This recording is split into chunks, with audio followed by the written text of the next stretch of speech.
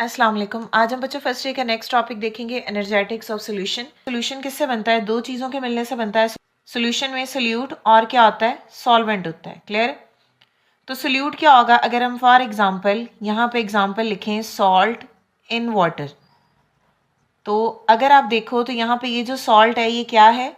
ये है बच्चों सोल्यूट, और यहाँ पे ये जो वाटर है ये क्या है? सॉल्वेंट। अब ये सॉल्वेंट एंड सोल्यूट मिलके क्या बनाते हैं बच्चों? सॉल्यूशन। क्लियर?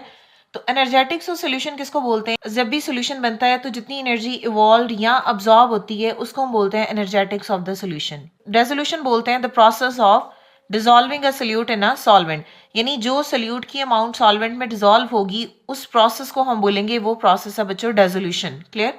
तो डेजोल्यूशन क्या है? The process of dissolving a solute in a solvent is called dissolution. हमने कहा कि सोल्यूट सॉल्वेंट में ऐड हो गया है तो सोल्यूशन बन गया है, प्रोसेस होगा डेजोल्यूशन का। अब सोल्यूशन बनता कैसे है?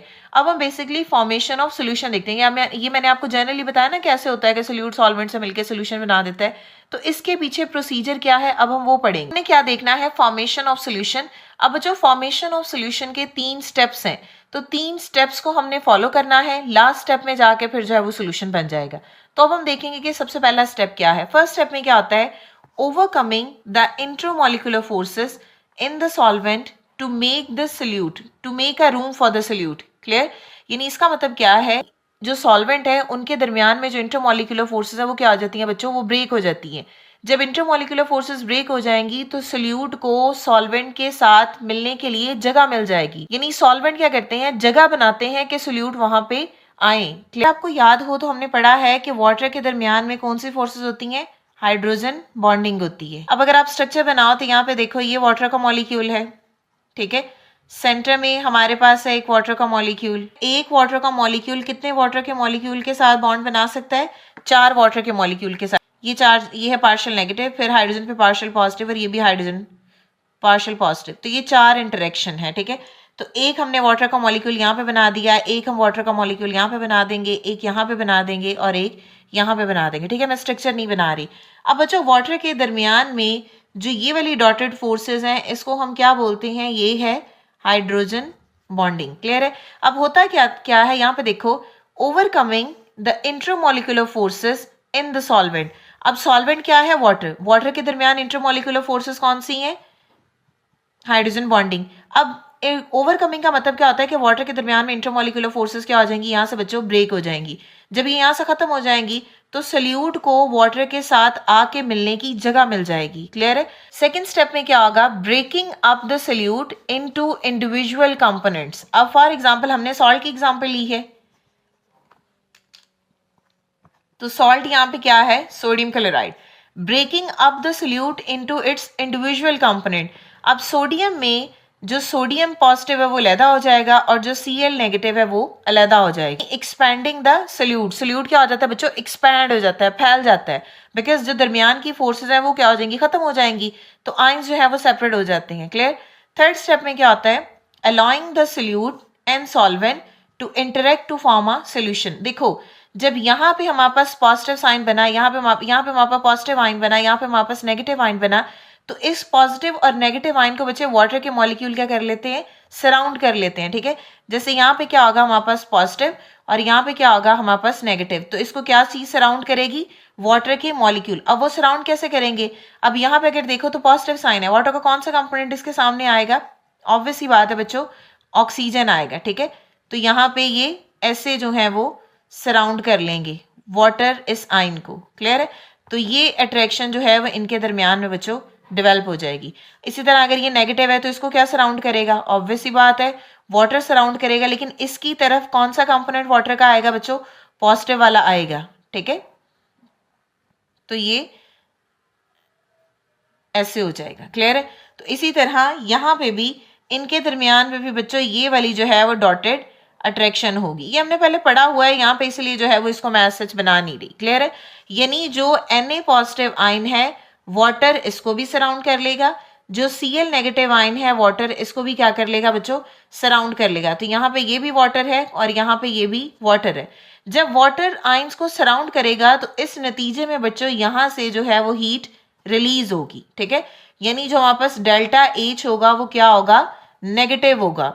और अगर आपको याद हो, हमने जब पीछे रिएक्शंस पढ़े थे तो हमने वहां पे भी पढ़ा था कि जब फॉर्मेशन ऑफ वाटर होती है तो रिएक्शन एक्सोथर्मिक होता है। तो ओवरऑल रिएक्शन क्या होता है बच्चों, एक्सोथर्मिक होता है। ये हम डिटेल में पीछे पढ़ चुके हैं कि ओवरऑल का मतलब क्या होता है। मतलब एक रिएक्शन में एनर्जी अब्जॉर्ब भी हो रही थी और एनर्जी रिलीज भी हो रही थी, क्लियर है। फिर हम डेल्टा एच की वैल्यू निकालते हैं। हमारे पास डेल्टा एच की वैल्यू अगर दोनों का डिफरेंस पॉजिटिव आएगा तो मीन्स एनर्जी अब्जॉर्ब हो रही है और रिएक्शन एंडोथर्मिक है। और अगर दोनों वैल्यूज का डिफरेंस नेगेटिव आया तो मीन्स एनर्जी इवॉल्व हो रही है, रिलीज हो रही है, तो डेल्टा एच नेगेटिव होगा, क्लियर। तो फॉर्मेशन ऑफ वाटर में हीट इवॉल्व होती है, क्लियर है। हीट इवॉल्व होगी तो ऑब्वियसली बात हमारे पास डेल्टा एच क्या होगा, फिर नेगेटिव होगा, क्लियर। तो अब हम पढ़ते हैं बच्चों standard enthalpy change of solution की proper definition. Standard enthalpy change of solution क्या है? The standard enthalpy change of a solution is the amount of heat absorbed और इवॉल्व्ड, क्लियर। तो हम कह रहे हैं कि अमाउंट ऑफ हीट अब्सॉर्ब भी हो सकती है जब सॉल्यूशन बनता है और इवॉल्व भी हो सकती है, clear. When 1 mole of a substance is dissolved in a solvent to give an infinitely dilute solution, ठीक है। यानी स्टैंडर्ड एंथैल्पी चेंज किसको कहते हैं? वो अमाउंट ऑफ एनर्जी जो सॉल्यूशन की फॉर्मेशन के दौरान जो है वो इवॉल्व या अब्सॉर्ब हो, ठीक है। कब होगी? When 1 mole of the substance यानी solute is dissolved in a solvent to give a infinitely dilute solution. अब जो डाइल्यूट सॉल्यूशन का मतलब क्या होता है बच्चे? जिसमें लार्ज अमाउंट ऑफ वाटर हो, यानी इसमें क्या होगा, लार्ज अमाउंट ऑफ वाटर। दो तरह के सॉल्यूशन होते हैं, एक होता है कंसंट्रेटेड सॉल्यूशन और दूसरा होता है डाइल्यूट सॉल्यूशन। डाइल्यूट सॉल्यूशन में अमाउंट ऑफ सॉल्वेंट ज्यादा होती है और कंसंट्रेटेड सॉल्यूशन में अमाउंट ऑफ सोल्यूट ज्यादा होता है, ठीक है। इनफाइनाइट का मतलब क्या होता है? जो जरूरत से ज्यादा डाइल्यूट हो। डाइल्यूट तो ऑलरेडी उसमें वाटर है ही है ज्यादा, वाटर एज अ सॉल्वेंट हम यहाँ पे एग्जांपल ले रहे हैं ना, तो पानी तो उसमें ऑलरेडी है ही है। अब एक सॉल्यूशन डाइल्यूट है, आप उसको मजीद वाटर उसमें ऐड कर दो तो वो सॉल्यूशन क्या हो जाएगा? इनफाइनाइटली डाइल्यूट हो जाएगा। इनफाइनाइटली का वैसे मतलब क्या होता है? लामहदूद। तो हम यहाँ पे बोल रहे हैं कि वो सॉल्यूशन जो डाइल्यूट था उसको हमने और ज्यादा डाइल्यूट कर दिया, क्लियर। तो स्टैंडर्ड एंथैल्पी चेंज क्या होगा? वो अमाउंट ऑफ एनर्जी जो अब्सॉर्ब या इवॉल्व होती है जब हम 1 मोल सब्सटेंस को डिसॉल्व करते हैं सॉल्वेंट में और वो हमें सॉल्यूशन कौन सा बना के दे रहा है? डाइल्यूट सॉल्यूशन बना के दे रहा है, क्लियर हो गया। अब हम बच्चों यहाँ पे कुछ एग्जांपल्स पढ़ते हैं। अब हमारे पास यहाँ पे कुछ जो है वो सॉल्ट्स हैं, सोडियम कार्बोनेट है, ठीक है। वाटर के साथ इसका इंटरेक्शन होता है एक्वस, तो हमारे पास क्या बनेगा? आइंस इनके सेपरेट हो जाएंगे, क्लियर। क्या होगा? Na positive plus CO3 2 negative बन जाएगा। तो यहाँ पे पॉजिटिव कर दो, ये आ जाएगा। अगर हम इसका standard enthalpy change of solution निकालें जिसको हम रिप्रेजेंट करते हैं डेल्टा एच सॉल्यूशन और नॉट आ गया, क्लियर। तो वैल्यू इसकी कितनी है? -25 किलो जॉउल पर मोल।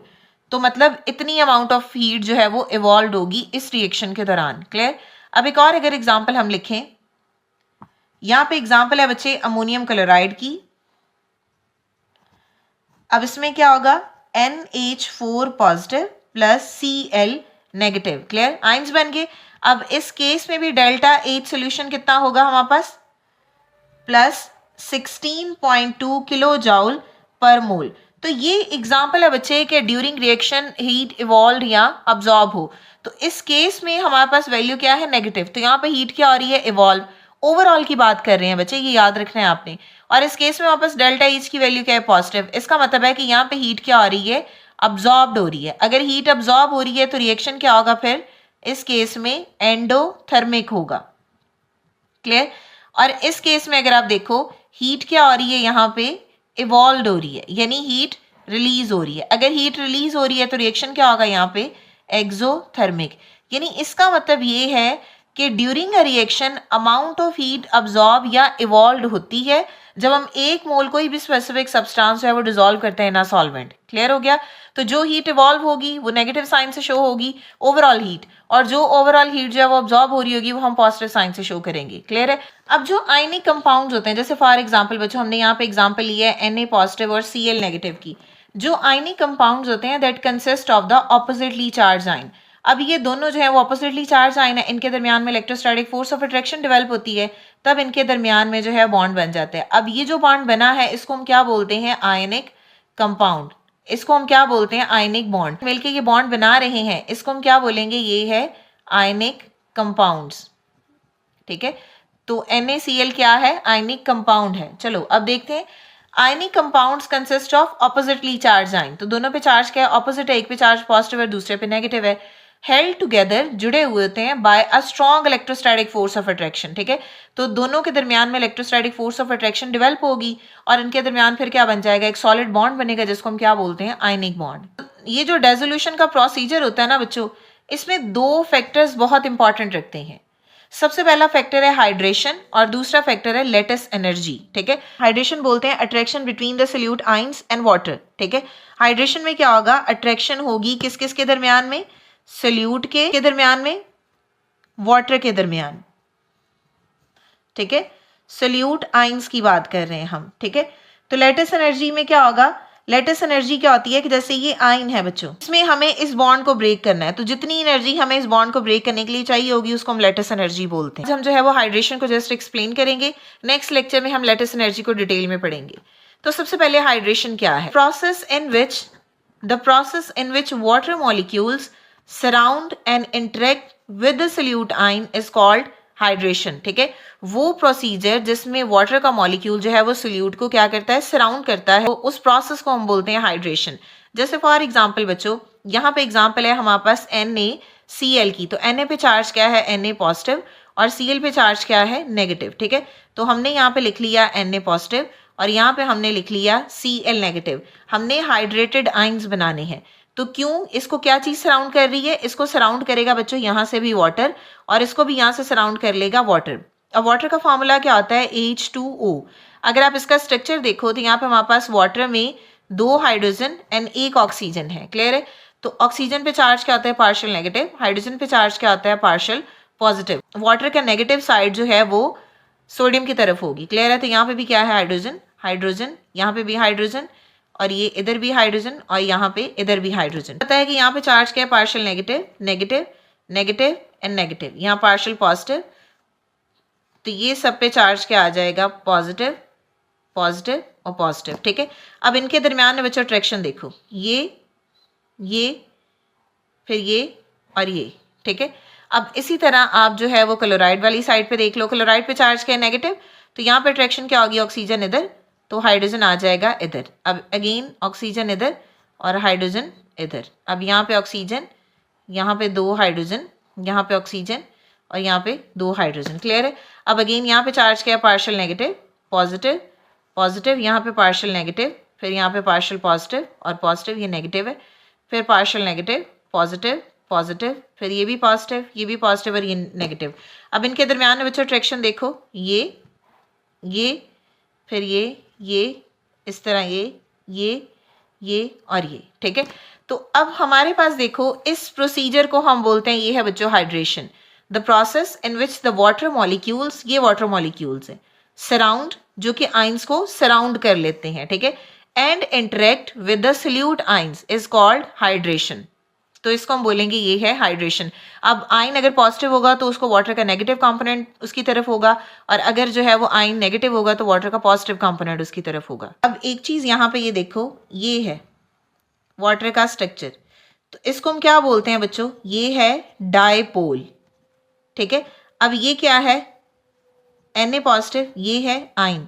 तो इनके दरमियान में कौन सी फोर्स होगी? आयन डायपोल फोर्स, यानी वाटर मॉलिक्यूल्स और आयन के दरमियान में जो फोर्स होती है उसको हम क्या बोलते हैं? Ion dipole force. ये तो हमने प्रोसीजर पढ़ा ना हाइड्रेशन का। अब पढ़ते हैं हाइड्रेशन एनर्जी क्या होती है, जिसको हम एंथैल्पी ऑफ हाइड्रेशन भी बोलते हैं या इसको हाइड्रेशन एनर्जी भी बोलते हैं, ठीक है। एंथैल्पी ऑफ हाइड्रेशन या फिर क्या है? Hydration energy. चलो इसकी डेफिनेशन देख लेते हैं पहले। The enthalpy change involved when 1 mole of a solute. अब इन्वॉल्व्ड, अब ये देख लेते हैं कि यहाँ पे हीट इवॉल्व हो रही है या अब्जॉर्ब हो रही है, ठीक है। तो हम जनरलाइज क्या कर रहे हैं? Involved. The enthalpy change involved when 1 mole of a solute is dissolved in excess of water to make a infinitely dilute solution under a standard condition, this called enthalpy of hydration. यानी वो amount of energy जो involve होती है 1 mole solute को water में dissolve करने में, और वो वाटर भी क्या हो, एक्सेस अमाउंट में वाटर हो, तब बनेगा क्या, इनफाइनाइटली डाइल्यूट सोल्यूशन बनेगा। ठीक है, तो हमने ये पढ़ा है कि जो एनर्जी इवॉल्व होती है वो बेसिकली क्या होती है बच्चों, रिलीज होती है या इवॉल्व होती है। So the energy is release as its formation of ion dipole bond. तो जब आयन डाइपोल बॉन्ड यानी वाटर और आयन के दरमियान में बॉन्ड बनता है तो उस केस में एनर्जी क्या होती है, रिलीज होती है। ये जो हाइड्रेशन एनर्जी है इसको हम रिप्रेजेंट करते हैं del H hydration naught. Next हम देखेंगे factor affecting the magnitude of hydration energy. ठीक है, तो सबसे पहले क्या है, चार्ज ऑन द आयन, और दूसरा क्या है, साइज ऑफ द आयन। अच्छा, इसके लिए हम एक जनरल टर्म यूज करते हैं जिसको हम बोलते हैं चार्ज डेंसिटी। चार्ज डेंसिटी क्या होती है, charge per unit area, charge per unit area, ये चार्ज डेंसिटी की बच्चों डेफिनेशन। यहाँ पे देखो चार्ज का भी डिस्कस कर लिया उसने, और उसने per unit area mean size को भी डिस्कस कर लिया। तो हमने कलेक्टिवली इन दोनों फैक्टर्स की जगह हमने क्या टर्म यूज की, चार्ज डेंसिटी की, और उसको हमने डिफाइन किया कि ये है charge per unit area. Density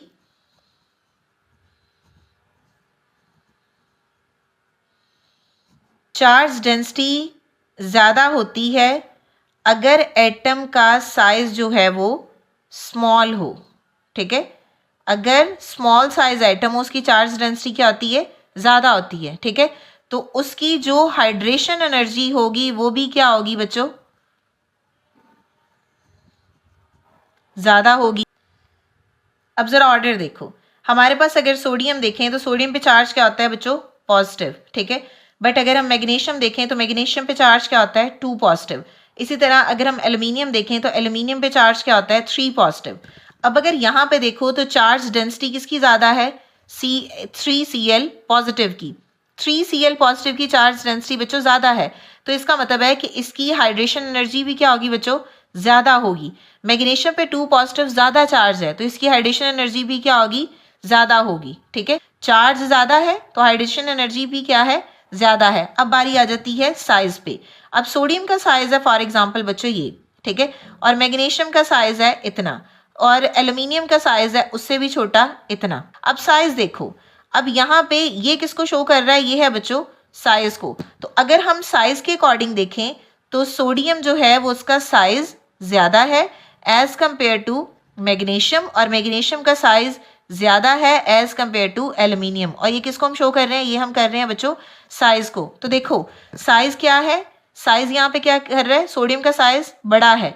जब सोडियम का साइज बड़ा है तो सोडियम की चार्ज डेंसिटी क्या है, कम है। सोडियम का साइज मैग्नीशियम से ज्यादा होगा, क्लियर है, और ऊपर सोडियम की चार्ज डेंसिटी मैग्नीशियम से कम है। तो ये देखो ये ऑर्डर से ही चल रहा है, जिसकी चार्ज डेंसिटी ज्यादा उसका साइज कम होगा। ठीक है, और हाइड्रेशन एनर्जी उसकी ज्यादा होगी। अब कुछ ऐसे एटम है जिनकी चार्ज डेंसिटी सेम है, अगर उसमें से हमें बताना है कि उनमें से जो है वो किसकी हाइड्रेशन एनर्जी ज्यादा या कम है, तो चार्ज तो सेम होगा, उस केस में हम देखेंगे साइज। जैसे फॉर एग्जांपल मैग्नीशियम है, मैग्नीशियम पे चार्ज भी 2 पॉजिटिव है, इसी तरह कैल्शियम पे चार्ज भी 2 पॉजिटिव है, इसी तरह स्ट्रोंशियम पे चार्ज भी 2 पॉजिटिव है, क्लियर है। बट देखो इसमें फर्क क्या है, मैग्नीशियम का साइज है बच्चों छोटा, ठीक है, कैल्शियम का साइज है उससे बड़ा, और स्ट्रोंशियम का साइज है उससे भी बड़ा। ठीक है, अब आप बताओ हाइड्रेशन एनर्जी का ऑर्डर। देखो अब हाइड्रेशन एनर्जी का ऑर्डर आप अकॉर्डिंग टू साइज मेंशन करोगे। तो अब मैग्नीशियम का साइज है छोटा, तो जब मैग्नीशियम का साइज छोटा है तो उसकी हाइड्रेशन एनर्जी क्या होगी बच्चों, ज्यादा होगी। ठीक है, तो कहाँ साइन बनेगा, ऐसे आएगा। ठीक है, कैल्शियम का साइज स्ट्रोंशियम से भी छोटा है तो हाइड्रेशन एनर्जी क्या होगी बच्चों, इसकी ज्यादा होगी। तो आपने ये चीज याद रखनी है, जब एटम का साइज स्मॉल होगा उसकी चार्ज डेंसिटी ज्यादा होगी और उसकी हाइड्रेशन एनर्जी भी ज्यादा होगी। क्लियर है, आई होप कि आपको क्लियर हो गया होगा। अगर स्टिल कोई भी क्वेश्चन है तो आप कमेंट कर सकते हैं। नेक्स्ट वीडियो तक के लिए अल्लाह हाफिज।